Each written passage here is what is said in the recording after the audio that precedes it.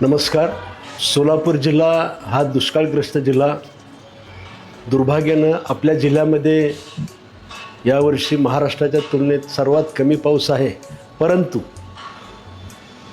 उजनी धरणाच्या कार्यक्षेत्रामध्ये प्रचंड पाऊस झालेला असल्यामुळे त्या ठिकाणी पाणी खूप मोठा साठा झालेला आहे आणि उजनी धरणातून पाण्याचा प्रवाह मोठ्या प्रमाणात आहे. जवळपास 1.25 लाख 1.5 लाख क्युसेसच्या आसपासचा आहे. मी भीमा नदीकाठच्या सर्व नागरिकांना विनंती करतो आहे, आपण कुणीही भीमा नदीकाठी जाऊ नका. आपल्या मुलाबाळांनासुद्धा पाठवू नका. मुलं पाणी पाहण्याच्या दृष्टीनं, मोठी माणसंसुद्धा पाणी पाहण्याच्या दृष्टीनं जात असतात. परंतु अनेक वेळा आपले अपघात झालेले आहेत. आपली मुलंसुद्धा काही वेळेस वाहून गेलेले आहेत. याचबरोबर आपली मुकी जनावरंसुद्धा सुरक्षित ठिकाणी हलवण्याचा आपण सर्वांनी प्रयत्न करावा.